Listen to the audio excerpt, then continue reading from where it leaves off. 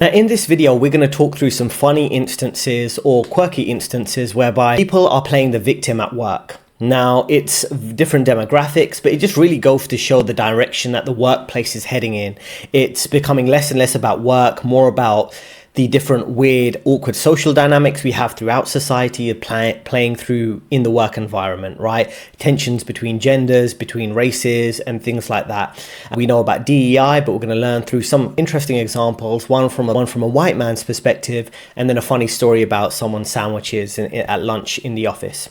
So if we start with this specific story here, right, it talks about how it's all about playing the poor me character rather than productivity, even though I think he's got a point. So in this instance, we have this individual here, you can see on your screen right now, and his name is Damilare Ajo. I'm probably not pronouncing that right. He was working at Commerzbank, which is a major German investment bank, not as big as the American investment banks, but it was an interesting example of what's going on in the workplace environment these days.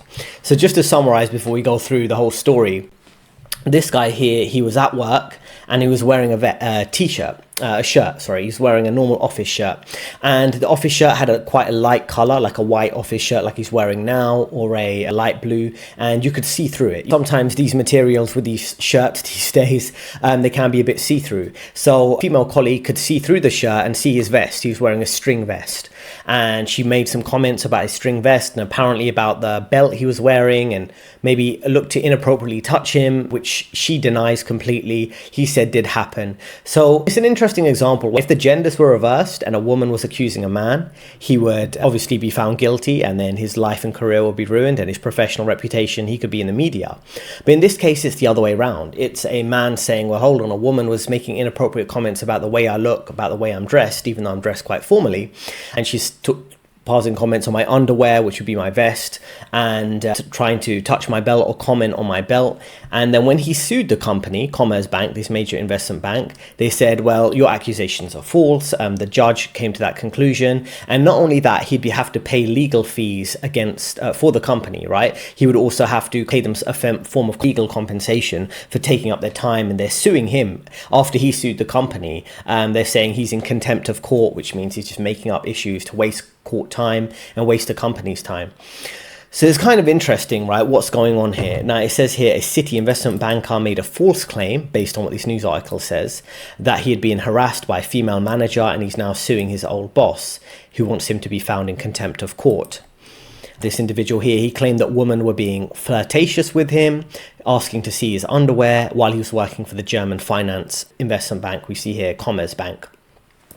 So he was sacked in 2019, and he brought a employment lawsuit, employment tribunal against the bank.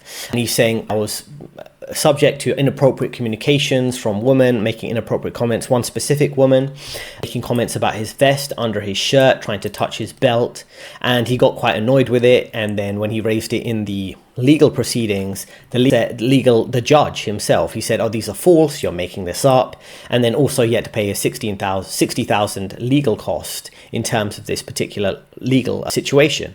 Now, Commerzbank, what's interesting here is the banks, right? They're so committed to defending women and their female employees that they will do absolutely anything to even blame male employees that they're firing, right? In this case, the bank itself is suing the employee, this black guy here who's left the company, who was fired, they say due to performance, but he says it was due to the issues that he was raising, right? So what they did, the bank is suing him now as a former employee, and he could face up to 2 years in prison for bringing up this case. And the former bosses said that he made up these allegations, that the female manager hadn't done this, and she had to take time off work for mental health because she being falsely accused. Now, I inclined to agree with this guy. She probably did say something inappropriate. Otherwise, I don't think he'd go to all that time and expense to go to a court case and really risk his professional reputation, because he could struggle to get his next job because other investment banks would probably think he could be a liability in terms of bringing up complaints against other employees and taking them to court. So it's talking about how they're basically suing him, and this female employee is playing the victim, even though she allegedly made the comments. This is the thing. I don't think this would happen if it was reverse genders. It wouldn't happen the same way. The woman would get the benefit of the doubt. This is kind of a more typical instance you're going to see, because I think you see it in culture. Men are losing their patience with a lot of this feminized workplace environments and culture in general, and they stand up for themselves and they don't get treated fairly. And the second example I want to bring up about this is an individual who worked at Morgan Stanley. And if you're new to the channel, I used to work at Morgan Stanley too. We go back to this story here. So he was saying he is an executive who was fired because he was white and because of DEI practices, right? And the point kind of here that we're building up to is that when you have everything becoming about identity and gender and race and DEI and things like that rather than the actual work, it makes things so much more complicated, because people are going to say, well, did you promote that person because of their race or because of their gender, right? I'm getting unfair treatment, but she's getting special treatment.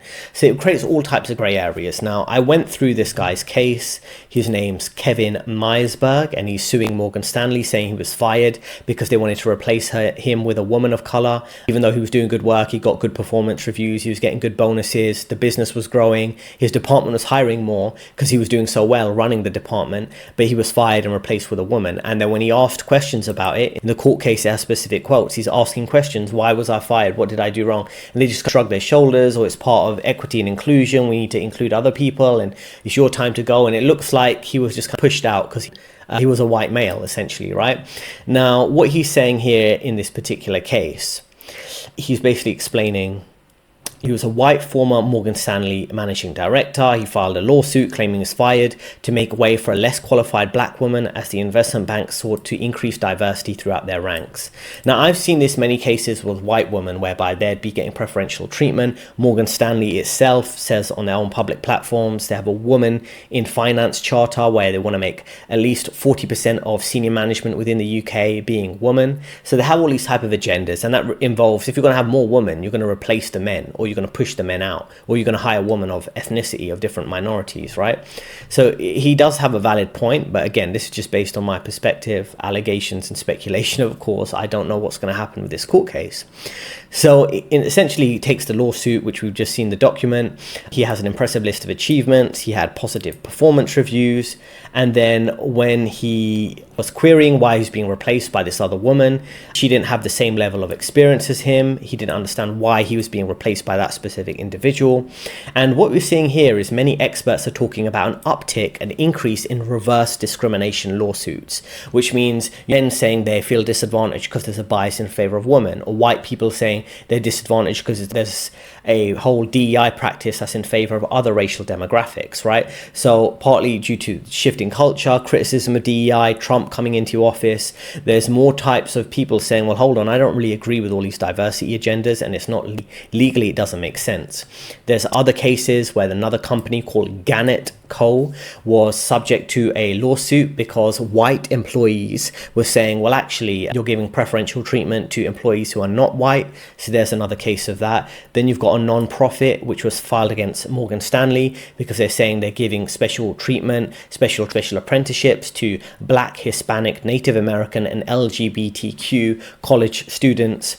So what's interesting is who gets discriminated against here often. It'd be men in general, it'd be white men specifically, and also, interestingly enough, it'd be a lot of Asians and Indians and things like that. And because if you look at this, it says, who's the apprenticeship program in benefit of? Black, Hispanic, Native American, LGBTQ, right? And this is workplace discrimination because you're favoring them. Asians are never considered a minority, or Asians are labeled a model minority. They don't get the special treatment, or they don't get to play the victim, right? If you're a white man, if you're an Asian man, you're not allowed to play the victim and get special treatment in some of these DEI type of bias practices.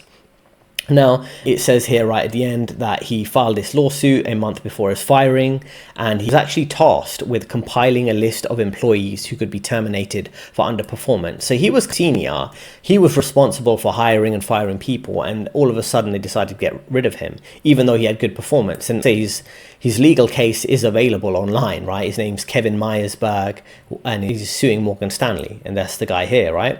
So it just really goes to show, again, how this workplace culture is just getting quite toxic in general. Now, we've got this funny case just to end on. We've got a couple of videos I want to show you that are funny about this. So Swindon is a place in the UK, and there was a case where an apprentice working in a blue-collar role, he was complaining about his co-workers stealing his lunch or poking their finger-sized holes in his sandwiches. So what happens was, let's listen to this story, because the reason I want to point this one out is because everyone, and typically on my channel, I talk about white collar work, I talk about office work, but a lot of these toxic work environments, they include blue collar and the trades too. It's not just, oh, if you work in an office, it's terrible to be a man, but it's just these type of weird tactics they have here. So you have an apprentice who was threatening a colleague who was pranking him by poking holes in his sandwich, right? He said other people were tampering with his lunch, smashing his crisps or his chips, like his bag of Fritos or Lay's or Walker's crisp. And he said, he threatened his co-workers, if you keep messing with my lunch, I'm going to mess up your toolbox, because they're in the trades, right? He's going to say, I'm going to mess up your toolbox and all your equipment that you use in your trades type of role. And he said, there was partly a culture of banter and pranking and joking around, but he felt like it was crossing the line because he could find a lot of his food being completely ruined. His crisps, his bag of chips were smashed, chocolate bars were crushed, and someone had opened his sandwich box and just poked a hole in his sandwich. They didn't eat his sandwich, they was just poking holes in it and ripping it apart, which is just completely ridiculous. And then he started texting them, threatening text messages. I'm gonna F you up. If I see your effing toolbox tomorrow, I'm going to F up everything in there. So he basically lost his job because he was sending abusive text messages, threatening his co-workers about messing up their toolbox because they were messing with his lunch. So he got fired, even though he's standing up for himself. And this is what I mean. You can't really be a man. Everything has to go, it has to go through the legal route. You have to be extra sensitive about it. Don't want to offend co-workers. And then next thing I want to show is actually who does feel comfortable in the workplace environment. And again, often it's the AWFL. Now, this is a little meme, funny video that some people online made about Warren Buffett going through his retirement, but it really goes to show what is the office environment actually. It's typically AWFLs, white female liberals who feel comfortable in the office environment. They can conduct themselves like this, but typically men, in some cases, maybe particular white men or black men, they might feel uncomfortable in the work environment. I know I did in many cases in corporate roles. And these demographics, they get to conduct themselves however they want, make jokes, do whatever. And they're comfortable in the work environment because everything's pandering and treating them like children that get favorable treatment. So let's look through a funny clip of how they conduct themselves typically in the workplace environment. The Oracle of Omaha. The Buffett of Berkshire. As friends, we are so happy for you. And as investors, are you sure? You're only 94. You have your whole life ahead of you. Why stop working now? Since the announcement, Berkshire's market cap is down 40 billion, so maybe you could just change your mind. That would be fun, right? And why are you abandoning this company? Hey, it's gonna be okay. Greg, buddy, you got big shoes to fill, like 5 million% returns to give us. Don't fuck it up! And it seems to me you lived your life like a candle in the wind. So congrats, Warren. Let's pour one out. Cheers. Now, the point of me showing you this is, do you think any other demographic would get away with kind of this as a joke in the office? And I understand they're joking and it's like a meme, but you wouldn't see white men, black men, Asian men, even other demographics of women typically wouldn't be allowed to make this type of joke and themselves in this way in the office environment. But this demographic does get that special treatment. And we've got this little comment here, which is kind of from a Black American's perspective, where he's talking about how, it doesn't really benefit black men. The main beneficiary is white women. Let's listen to his perspective. He's got a channel called I Never Knew TV. DEI stands for didn't earn it. Just keep it a buck, right? I have said on this platform and just about any platform I've been on, I have a distinct issue with black people always caping for white women. Dave, what do you mean caping for white women? Well, let's just review. Statistically speaking, out of all of the DEI hires, only 4% have gone to black people. 52% have gone to white women. The same way white women were the #1 beneficiaries of affirmative action, the same way white women are the #1 beneficiaries of the welfare state, yet and still, here you come. When it comes to feminism, white women were also the #1 beneficiaries, but black people keep getting their heads chopped in. I'm trying to understand when you will wake up. All they got to do is hit you with a phrase and you're running with it. Because now, that's just a very brief clip. He goes on talking about setting up your own business and being independent of this DEI agenda, but The point is, he's making, you see, coming in, so people will think, oh, there's the token black person will be the forefront of that, but it's mainly white women who are benefiting from gender equality, diversity, agendas. There's the main demographic getting artificially propped up.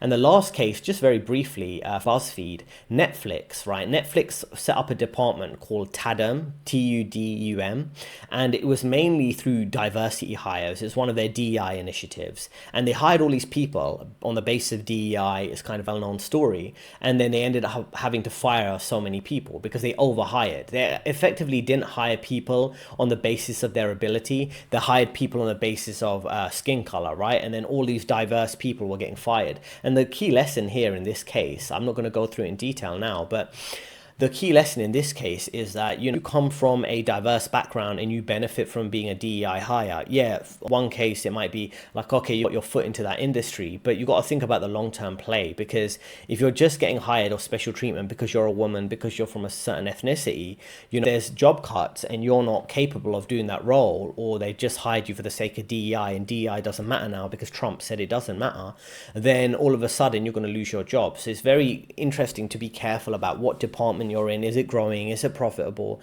Am I just a token diversity hire? And these are things I help with throughout my coaching program, right? So if you look through this, I've worked at Goldman, Morgan Stanley, many other top banks where they have DEI practices, all these biases in favor of women and other demographics. Now I have career coaching, which is linked in description. So tailor career coaching to help you develop power, pay, and freedom.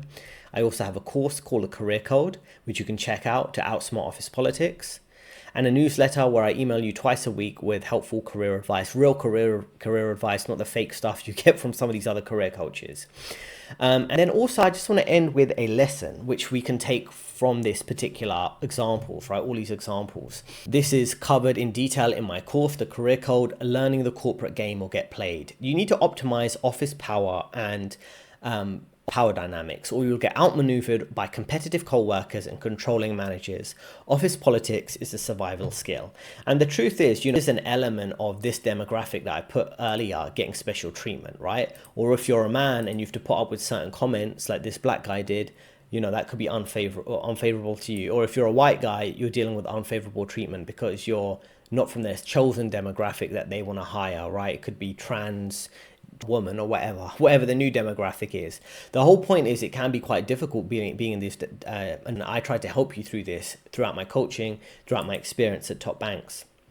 So those are a helpful few examples there. Thanks for listening. I'll see you in the next video. 2 recommended videos on your screen right now.